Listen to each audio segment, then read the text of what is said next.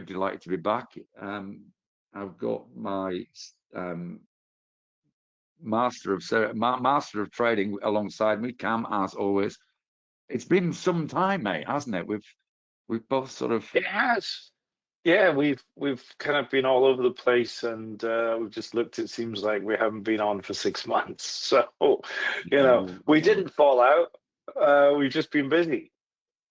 yeah, and you'll see. I mean, we're both going to give you a little update on what each of us is up to later on in the session. But the old format remains. We're here to have a chat, have a debate or two if there is one to be had, and obviously try and unpick what is a hugely complicated market. It continues to be. Disparity is the phrase that keeps on popping to mind. But we'll work through that over the next thing. It's your webinar, remember, of course. So ask questions, make comments along the way. Already some comments in. Thanks, Keith and Wayne and Michael, for saying hello. Just means that we're actually sort of speaking to some real people, which is always a good thing. Thanks for the heads up on the AV, Wayne, as well. That's great. So just in terms of an agenda, we sort of had a little chat, and we sort of come up with 4 things that we think are worth having a chat about tonight. And so, good day, Alan. Hi, Johnny. 4 things that we thought. So we'll just work through these one by one, and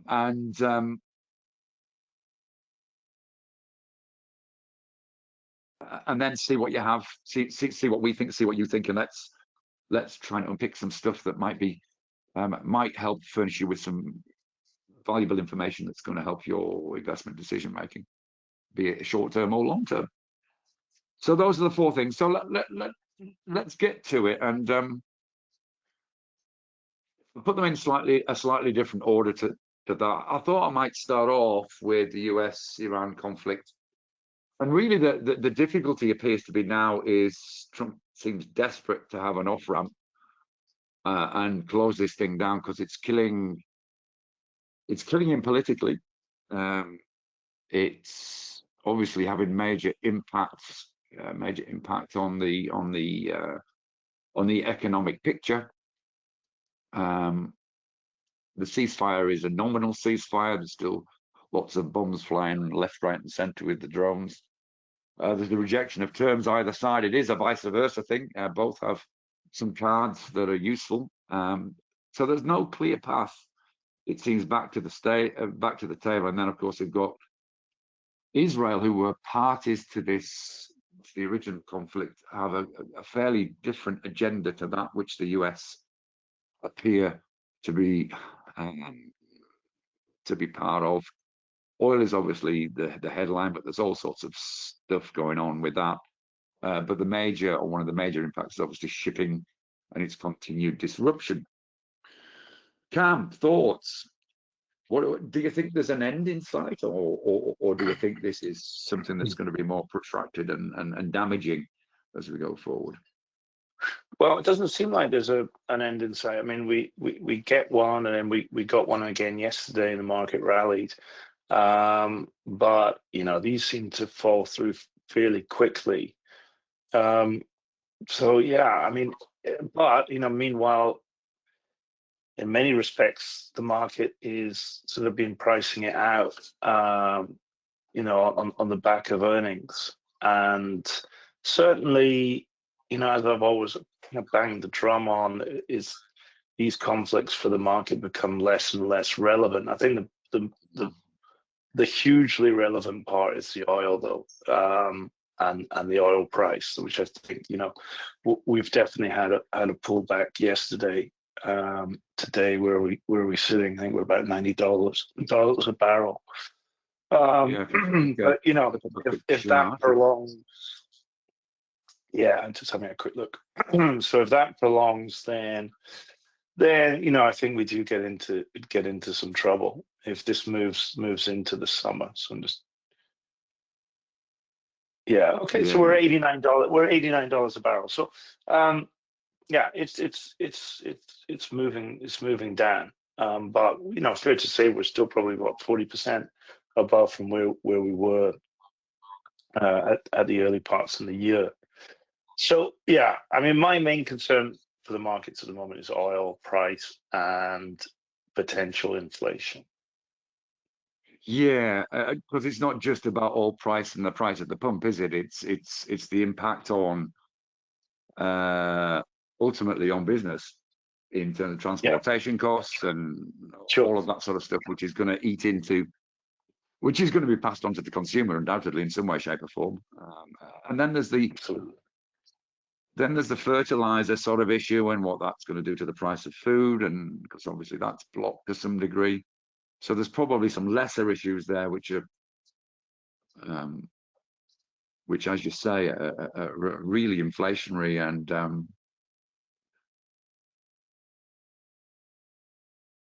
there seems to be an assumption that if there's an opening of the strait, that all of a sudden everything will return to normal again. So all will be back down where it was in February, which that's certainly the words coming out of the US admin at the minute, but that doesn't seem to fit for me, because it's going to take a while for supply to be distributed again, and etc. Sure. Agreed. I think it's going to take a while. Yeah, I think we're, even the Strait opens, we're probably months of higher oil pricing. I think we'd see a substantial drop though.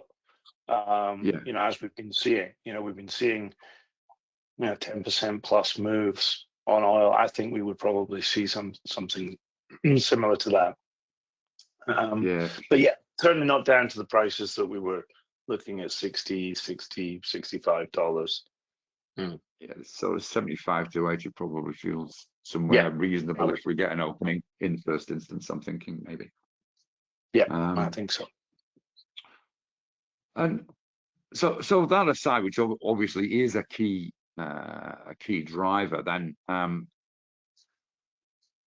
obviously the other main narrative that's out there is Main Street struggles versus Wall Street records. So there's been some quite remarkable moves on the major indices, despite all. And that's been driven by a few things. Obviously, spending has been up, but that's obviously nominal because inflation's eaten into the real gains. Jobs are strong, but obviously that's got an implication, which we're going to talk about in a moment. Earnings, as you said, are good. But again, it's the story that has been the case for certainly the last little while, from what I can see, is that it's tech and AI, and continues to lack breadth. There was a couple of interesting stats I put up about tech in a little while. And are those stocks a bit records, but the bonds at 20-year, the bond yields at 20-year highs, as a differential between the S&P 500 yield and the bond yields, that is very incongruent with the norm. So obviously the political implications of that, it's fairly priced in. I think that Trump's going to get lathered at the next election round in November, the midterms. But any key thoughts on that? That sort of disparity between what the Joe Blow and US living in Iowa versus what's been seen in the indices, of course, which we can just put up a Nasdaq chart right now, and just so everybody's got the full picture, if you haven't already. There you go. We obviously had this pullback on Friday, which we'll talk about the reasons why that is, but still, sure. Well, obviously, I think it's been pretty clear. We had the Iran situation. From my perspective, anyone that was following me on Telegram, I was saying, look, this will be done in terms of not necessarily the war, but in terms of the price within about 60 days, and I think if we look back to last year, Mike, when we were together on another webinar, I think back in 2025 in May, I was saying the same thing, and it just seemed this normally is the pattern of that. The other thing I was saying at the time was, look, we've got to lean in now because we're moving into earnings, and my certain expectation was that we were going to get a really good beat on earnings. And correct me if I'm wrong, but I think about 85% of earnings were above expectations. So that was a massive driver, Sure. which catapulted the market. Granted, yes, a lot of that was in the AI side. And again, if you're on my Telegram, I basically told you the names to buy, including Micron, which did a whopping, whopping 200% move. My options were up over 400% on that move. So I think we were just sort of moving through that period where the war was getting less, having less impact, and the AI narrative was clearly winning, along with the numbers and the guidance moving forward. So yeah, we just got completely catapulted. But to your point, Mike, of just maybe I think what you're saying is just us being a little bit overweighted in the index on the AI and the chip side. I think that is certainly a concern for people which are just in the broad market. That there is a massive, huge imbalance now of if you're in ETFs, are you getting enough exposure to the current driver? Which was, again, let's remember, it was the AI bubble, which has been, completely disproved as well. Sure. And it's I mean, Friday's move apart, which, as I said, we'll chat about in a moment in terms of the whys and wherefores behind that. But earnings kick off second week in July, is it?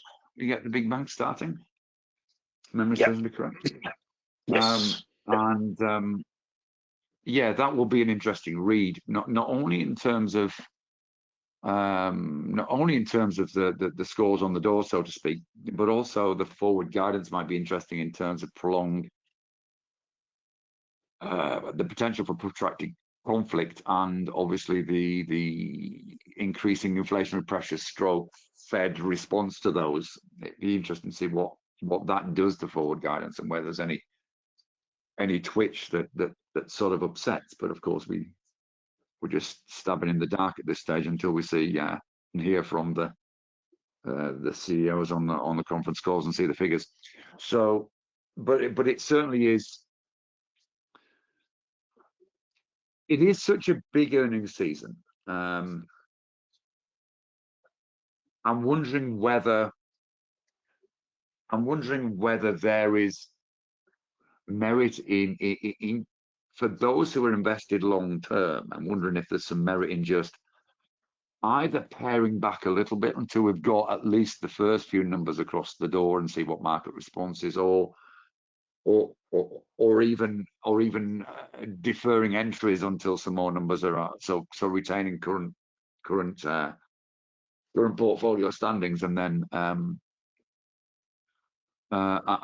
again we can sort of relook at entry subsequent. So I'm wondering what you think about that, Cam. That's sort of my internal debate as to whether is there a rationale for a pare back, or at least deferring further entries, or do we just go as is the norm? But what are your thoughts?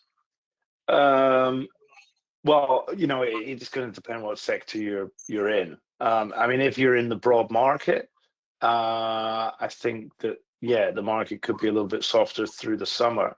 And for us, for any of my guys that are in, across the board QQQs, we've taken quite a bit off the table. Sure. But then if we get into individual stocks, and mainly I'm involved in tech stocks, I'm expecting some strong earnings to continue. Expect Micron to continue to have strong strong earnings. So for things like that, probably for me, it's a hold and buy on dips. Albeit, some of my allocations aren't as large as I'd like them to be. So yeah, unfortunately it's not one size fits all. Banking I can't really comment on because I'm not really involved on that side. But I think from a broad market perspective, summer is generally likely to be a little bit softer. Sure. And I would, maybe expect some kind of pullback. Do we see that in quarter? Maybe, yeah. I think probably, certainly before the midterms, I'd be expecting some kind of pullback in the market. Yeah, I'm feeling that too. Just a quick one, James. Yes, it has been recorded. We'll make sure that everybody here has a recording. Good on you, Simon, for buying Sandisk at 28.50. Well done, mate. Always impressive in terms of people taking action. Hi back to you, Roger. Great to see you here, mate. Okay, so if we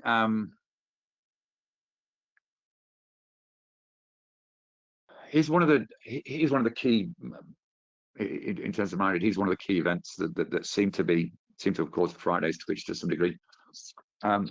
Is the Fed policy has flipped. So we were talking about how many rate cuts we might get if we sort of wind back pre-conflict. Certainly, we're talking about maybe a couple of rate cuts this year, particularly 2 to 3, right? We were looking at potentially. Particularly with Trump's mate Jerome Powell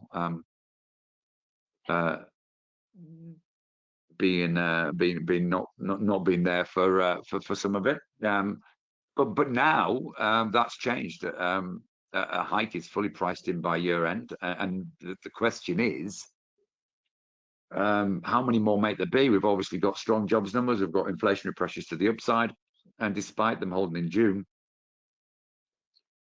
the bets seem to be higher for longer, and maybe even higher, and maybe still higher from now. And one wonders, we could see that in the yields. One wonders whether that's going to start to, if we continue to get strong jobs numbers, if we continue to get a creep up of inflation, you've got to wonder, is this the thing that tips markets from being fairly contented and grinding upwards to one that sort of ends up being the major pullback that many would suggest were possibly due.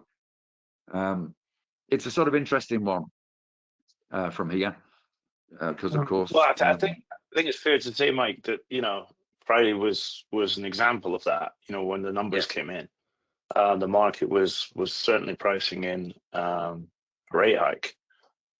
So and the continued conflict. So yeah, that was.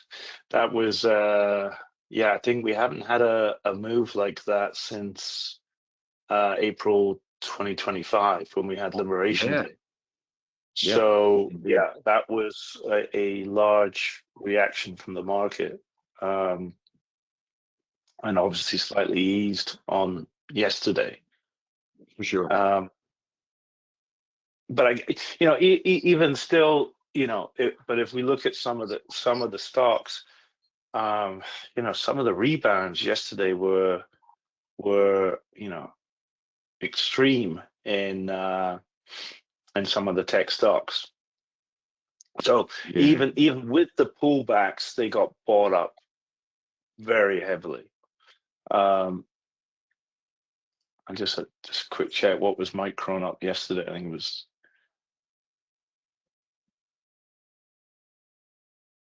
There's a video on Micron was back 10% yesterday. So really, really strong buys coming into. Is it so?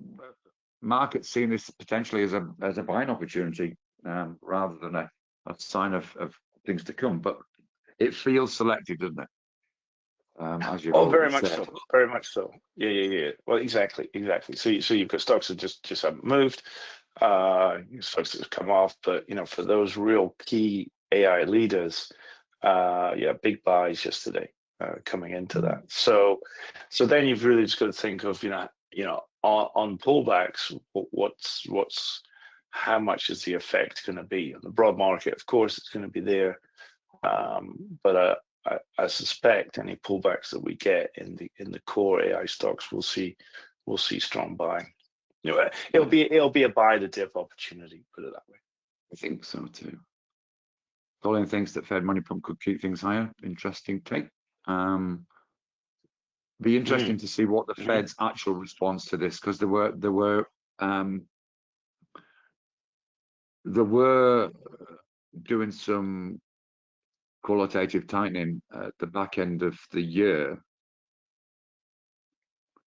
Be interesting to see if they do some easing, if things get a little concerning, perhaps. I don't know. Sure. But we'll and it's interesting what Walsh, we've got a new guy in there, what kind of approach he's going to take. Seems to be a little bit more measured than Powell. Yeah. And he's obviously got Trump in his ear, and it'd be interesting to see whether he can retain his independence to as much as he probably needs to as well, I guess. Sure. So that certainly, I think you're spot on, Cam, in terms of I think earnings and the data that feeds into Fed policy are going to be critical. And we've already referenced the AI tech concentration.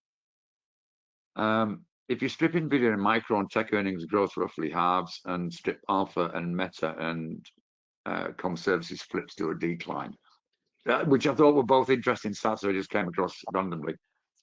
I would need to check them out in more detail, but that doesn't sound far from reality as the weighting of tech in the indices as a whole is just undoubtedly exponentially grown.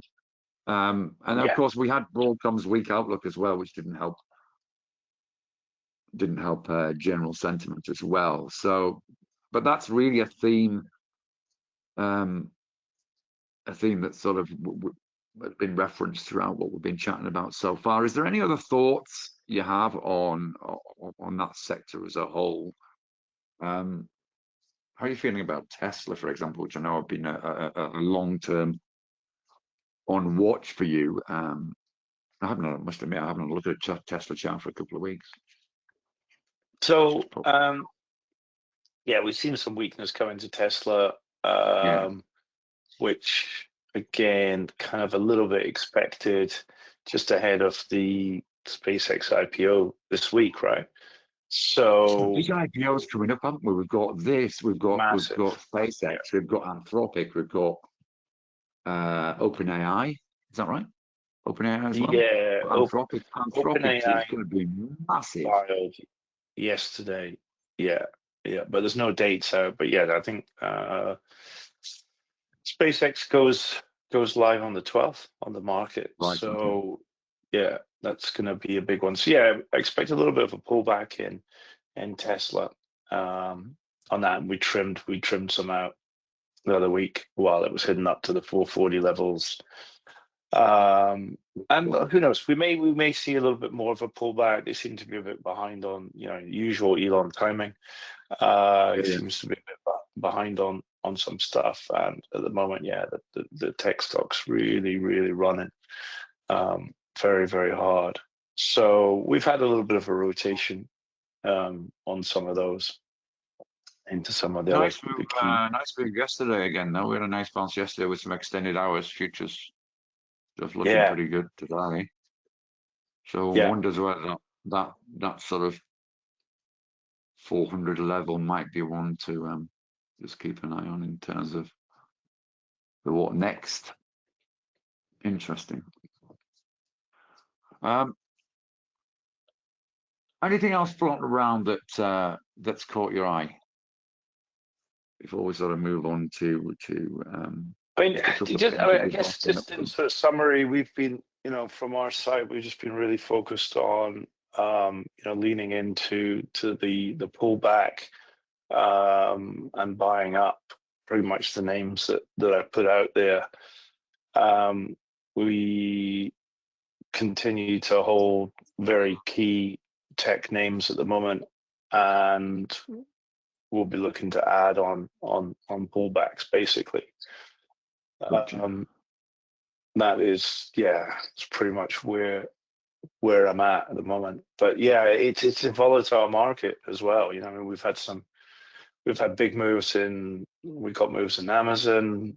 Came out of Amazon. Palantir had some big moves, and it's all, we came out and it's come off again. So yeah, it's been a very active period, Mike. It's not often that I'm actually, certainly on the investing side, which I'm mainly on the investing side.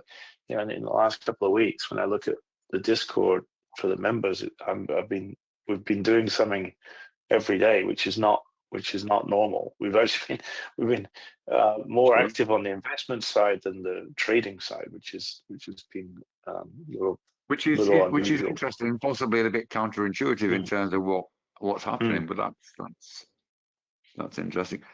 We haven't referenced it, and I wasn't going to make a big deal out of it, but crypto is probably worth just a brief nudge. Sure. Popping a little Bitcoin chart up there. I must admit, I'm not jumping up and down about where it's at now. We might have found some sort of temporary bottom, but it doesn't seem. Look at a weekly chart, maybe, just to put it into context. We're back down at sort of late 2024 levels on Bitcoin, and it certainly doesn't look as though now might be the time. I'm not sure from my point of view, even from a medium-term point of view. It feels as though maybe that sort of this sort of level here around about 55, or even the nice round number of 50 might be a level to get excited again. But that market's been really quite interesting over the last since the beginning of the year.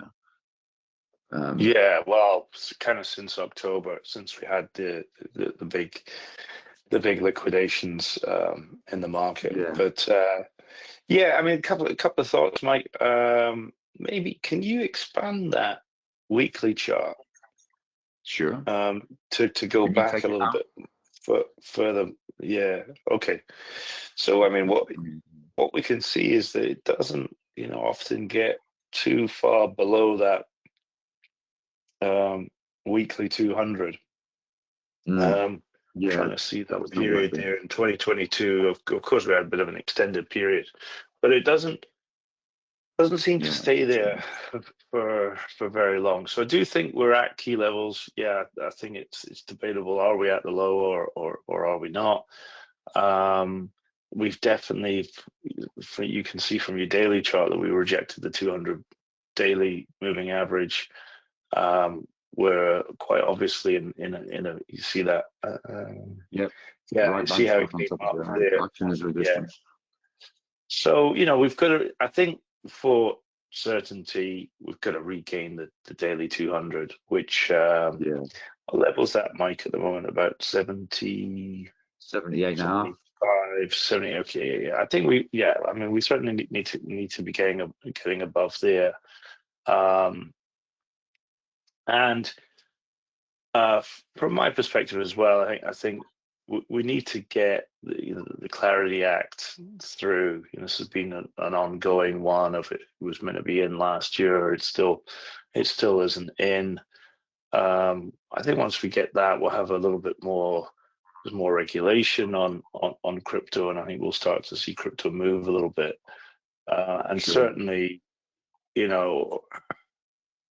you kind of think that Trump's so heavily involved with crypto, moving into the midterms. He's done a great job with the markets. The markets are up. You'd think sort of moving into the November period that we'd start to see some kind of move in crypto as well, going into that period. So that's what I'm sort of thinking at the moment. And I do think moving into 2027, we'll see higher pricing from across the board with crypto.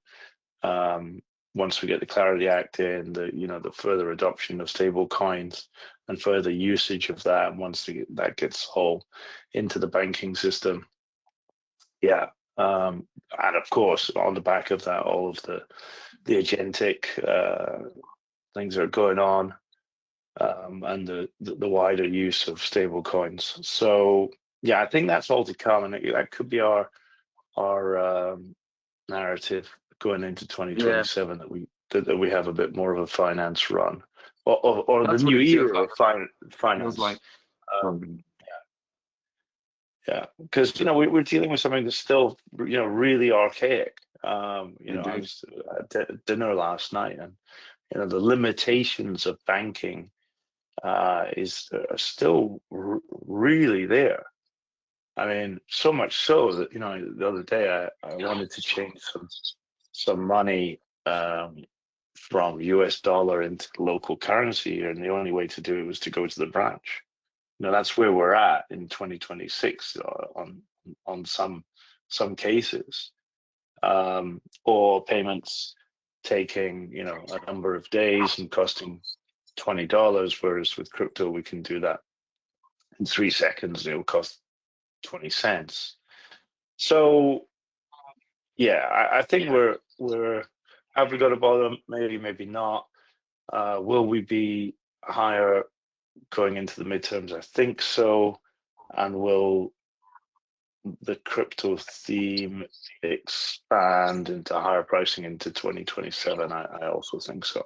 Yeah, it feels like a late in the year, early 2027, when the opportunities may be at their best. Sure. And I think if anyone's sort of wanting certainty on it, I think it's let's get above the MA 200 moving average, and you buy pullbacks from there. Sure. Guys in the chat box, somebody reported the sound has gone. Are you hearing it?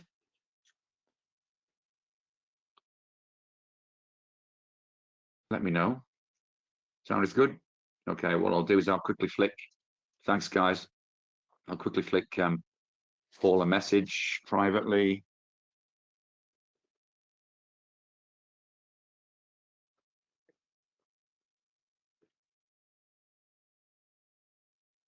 Let's just do that. There we go. That's that done. Thank you for your feedback, guys. That's great. Right. Okay. So, as I said, what we thought would be good is just a little heads up in terms of what we've both been up to in the last 6 months, since we haven't been talking to you as much as we'd like to. So just a main from the desk of Cam and then from the desk of Mike sort of thing. So I'm gonna Cam, do you just want me to let me know when you want me to flick a slide forward? Does that work for you? Yeah, that's fine.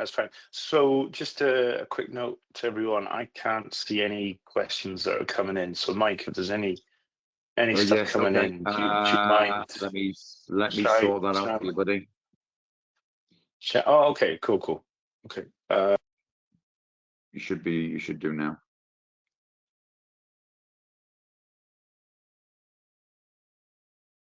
Now I think I can see stuff.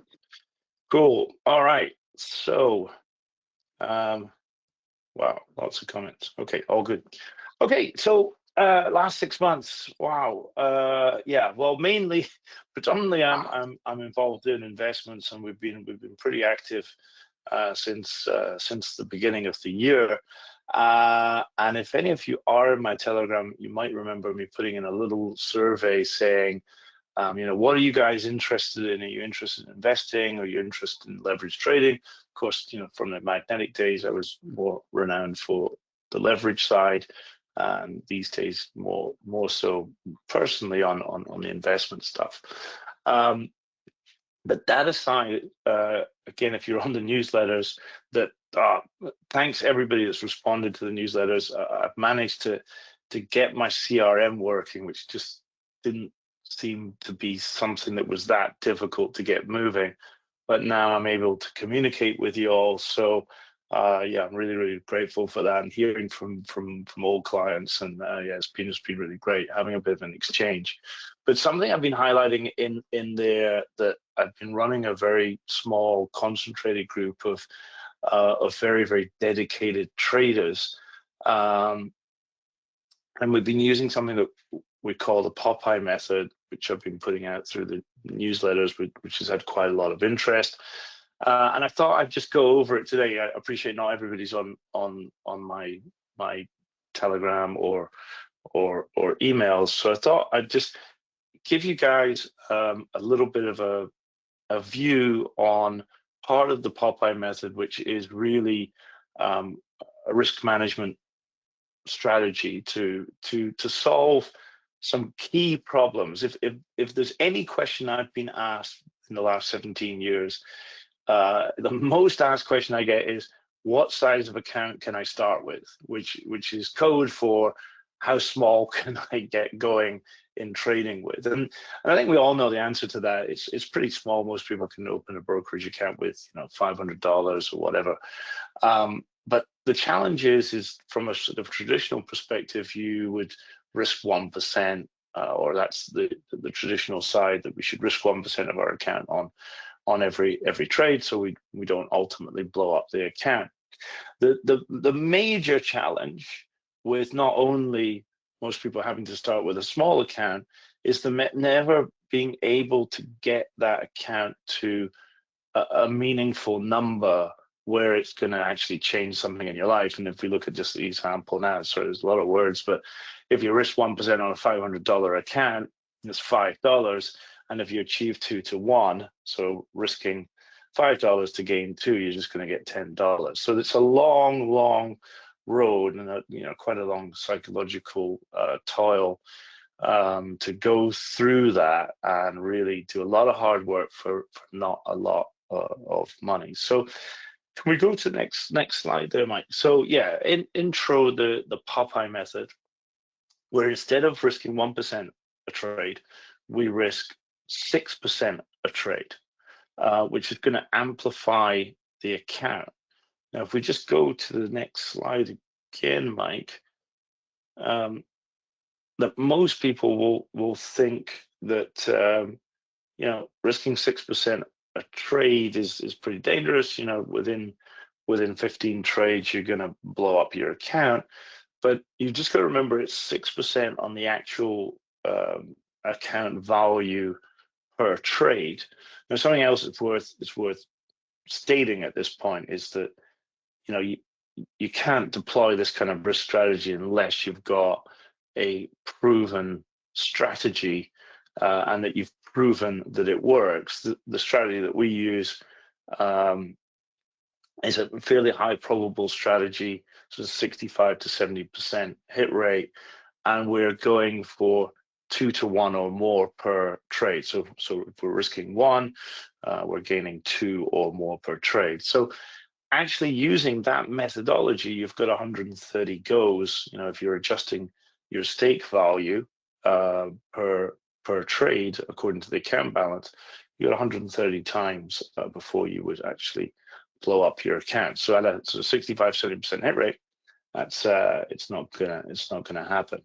But the real magic, and Mike, if we go to the next slide, is really what that does to the account. And maybe we hop to the next slide as well. I think most people here will understand what return is. What if we just say 1R? So if you were to risk, $200 to get 1R, you would make $200. To get 2R, you'd make $400. But using this really small example of starting with a $500 account, which is really very, very small, applying that methodology at the end of 12 months, you'd be at $18,000, which is a huge multiplier. But of course, it's not just $500. It would work for any amount. And if you have been on the newsletters, if we just jump to the next slide there, Mike, this is just not necessarily just theoretical doing this in practice within the small group. We taught it last year in October out in Bangkok, and the traders took it to heart at the beginning of the year. So Shane started in January with a small account, $3,000, which I think most people can do. Up until last week, he's at $77,000. So a massive multiplying effect. When I started the newsletter again, I think 3-4 weeks ago, he'd gone from 3,000 to 50,000. So in the last 3 weeks, he's gone from 50 to 77, because you're using that principle of risking 6% of the account, and we're going for 2 to 1. So at those levels, it becomes quite a meaningful amount of money. So let's just go to the next slide, Mike. But it's not just Shane. There's a lot of other people. Gail, she started out to 3,000 to 18,000. Took a bit of a lifestyle break, and then came back and did the same in 2 days. She was back up to 6,000, and we see this all the time, that we're looking for a nice multiplier on the trades, and it's good. We see the trades play out day in, day out. But the trading side, maybe I'll do another session, and we can go into the trades a little bit more. Today I just want to focus on the element of just adapting your thinking around the risk, particularly if you've got a good strategy that you're already trading. And if we just jump, I think we've got the last slide here of really what the difference is in the returns. That if you were to make 8R in a month, or 2R each week, and you just risked $200 per trade, you would be sitting on 17,000 at the end of the year, which is super nice. But if you deployed the same risk strategy with the 8R a month, and actually which is 2R a week, we're actually targeting 3R a week, starting with a $3,000 account, risking 6%, you'd run up to 223,000 in the same period. So it's just a huge multiplying effect just by adjusting the risk strategy on the trade. So just changing your mindset around that can really make some really different, meaningful results. So maybe if there's question from Pankaj is that for index trading that you're doing that on? He asks. Yeah. Predominantly we're trading NASDAQ, gold, and DAX. So yeah, very much so for index trading. But again, you could apply that to whatever you're trading, right? Because it's more of a risk management strategy.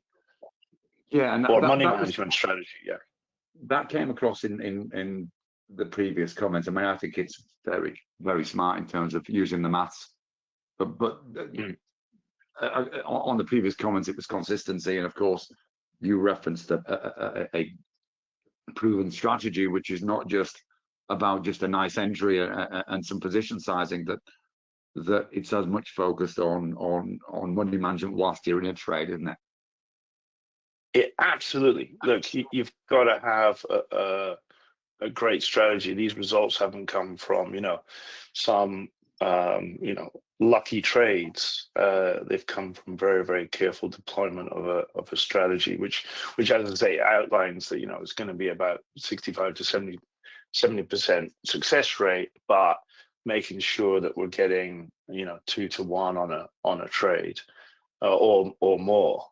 But yeah, as ever, there's the technical side of managing the trade and so on. Right, you need to think of some questions, guys. That we'll come back and we'll come back and look at once you've had a chance to ponder. I think it's fantastic, Carmen. I think people should come and learn more. So we'll sort of organise something along that lines. I think that. Sure. And what's really interesting is that there's a synergy with some of the things that I've been occupied substantially with over the last few months as well, which I'll quickly whip through again. some of you guys who are part of programs will know this in the same way that some of the ones on CAM's programs are very familiar with this. So I'll do my best to whip through the overview. So what I've done, look, a lot of you know what I do. So we develop EAs. Here's the one on the DAX based on an extreme RSI move, on a short-term RSI. And this is a DAX, a 2-year test. And so what we do is we try and create this sort of picture. You'll see how the back test unwinds over the couple of years. And this is only on a small contract.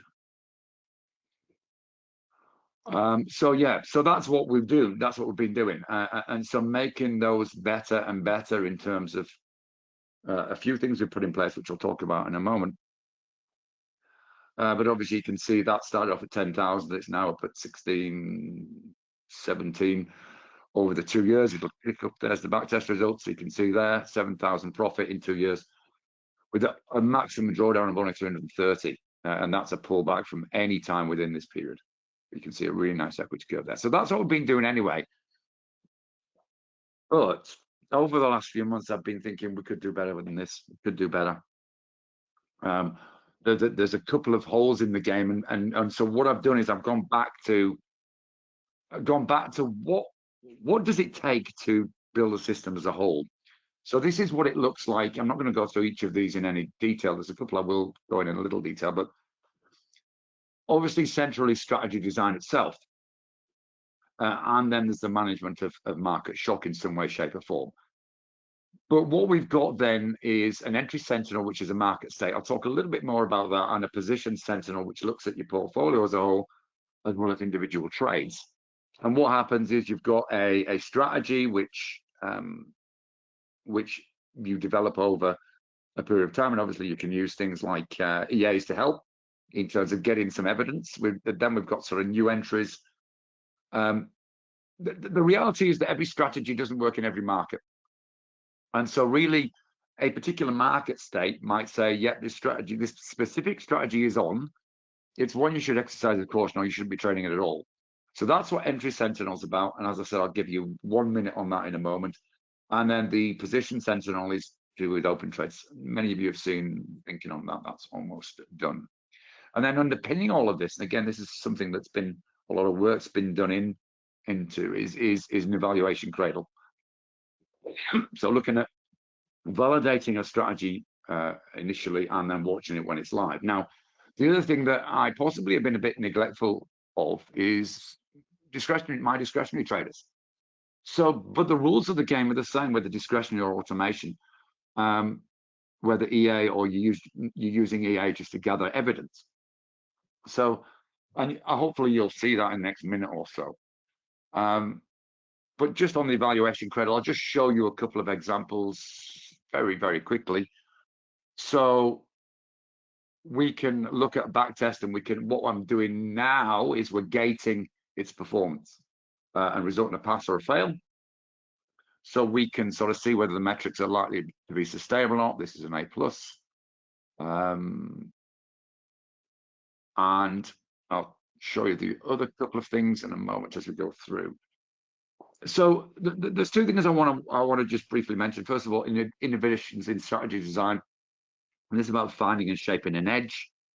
So one of the things that was obvious from what we're doing is that with an EA, you have all the entry criteria, all the exit criteria, all smashed into one, and you do a test on that over a period of time. And I felt we were losing something in seeing whether the strategy has an edge or not. So there's something called parameter stability analysis that we can do on the front end, which involves just testing the entry criteria and see what sort of edge it's got. I'll just show an example of that in terms of what goes to make up a new EA. So this is where we start. This is PSA entry report for a breakout type of trade. And what it does is it analyzes, for those of you less familiar with terms, MFE is the maximum favorable excursion.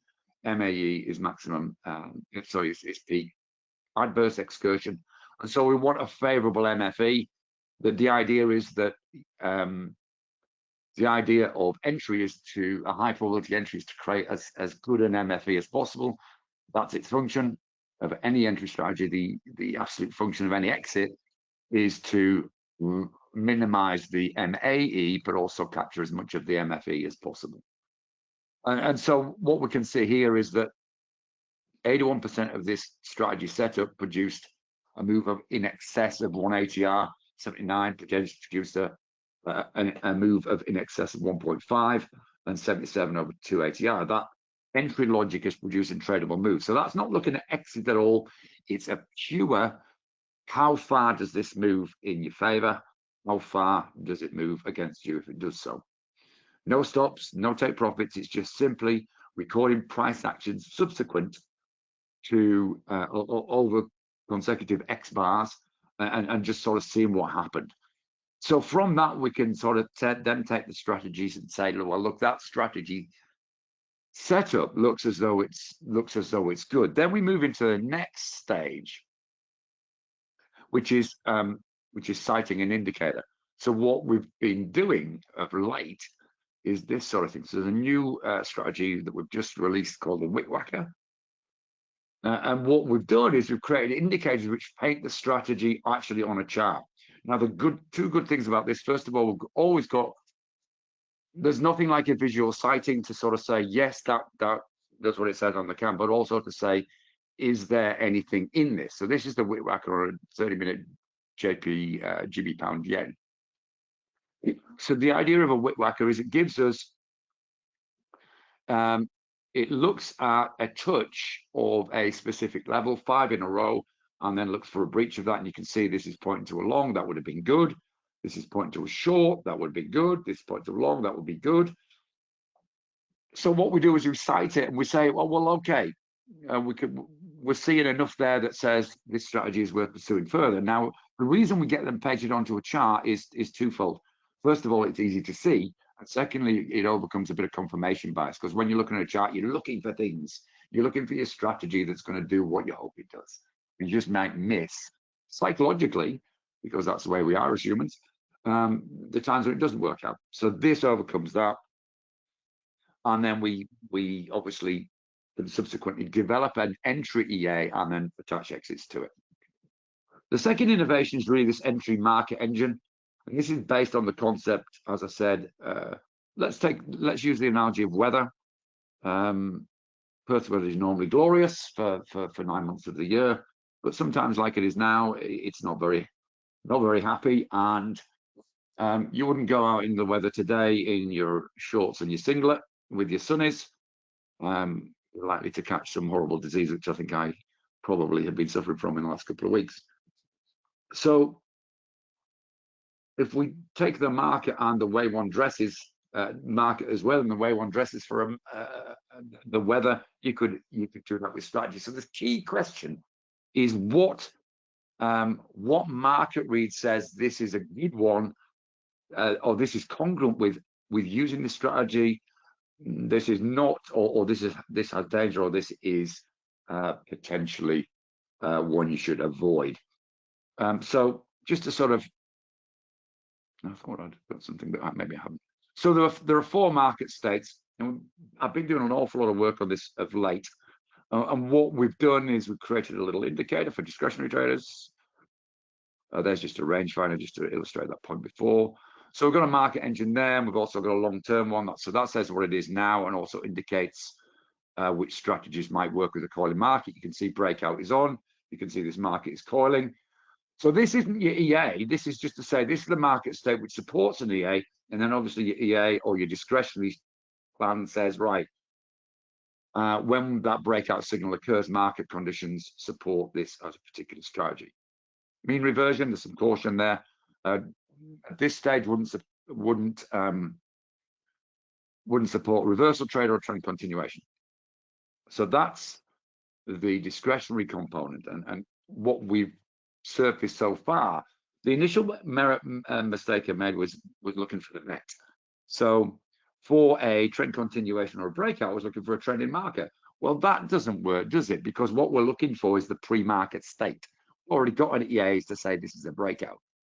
So the predictive component is this market engine, the strategy edge is the EA's job, or your discretionary trading plan. What we found is that same strategy at this stage is an opposite read by the market, which suggests that the engine calculations need some adjustment. The other thing that we found was that because we've spent so much time investing on exits, then our own EA exits hid the signal. So we need to go back to that PSA and look for that maximum favorable excursion. So going back to that PSA analysis. Let me just give you a quick heads up. So here's the gate analysis in terms of those 4 issues. And it suggested that if we got rid of driving, it might make it better. So here's those gates, and you can see it does increase the maximum rate to drawdown ratio from 8 to 9.5%. It does increase it from an A to an A+. But we think this is going to be better once we just looking at the entry strategy itself. I hope that sort of makes some sort of sense as I rush over it. So this is a work in progress, and we're going to be continuing this with the group to try, as I said, and get back to creating this whole system design layers. So I hope that gives you an overview of what we've been busy doing and how it's looking and all of that sort of stuff. Just looking for questions. Thanks, Roger.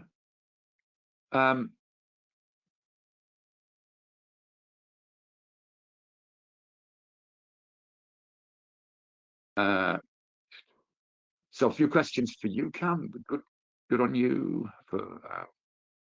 Just to show you one, this EA. We've done a little bit more work on it. Some of this execution has a little bit of that entry engine in it already. Just to prove I wasn't. Let's just pull another one just to sort of finish off here. And if you've got any questions, let's just. This is the Euro Aussie. Exactly the same strategy.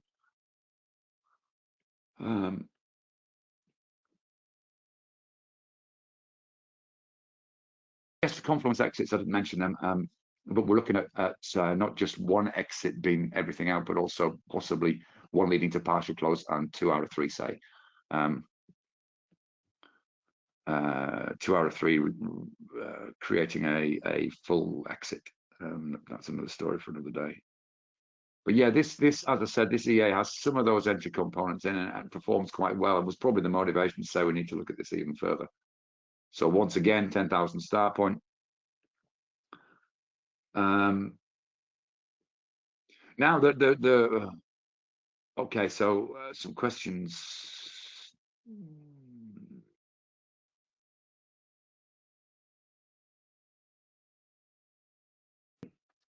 So any of my questions I've just been answering away. Fantastic. On the text, just while you've been I see. chatting there. So if I haven't answered any questions, then yeah, just give me a shout just now.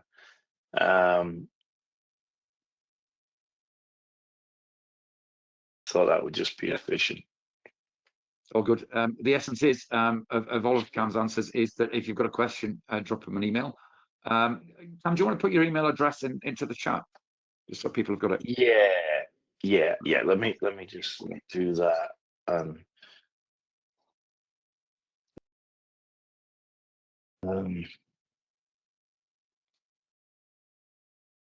just put the back test up so you can see there. 2,800 for 131. Interesting.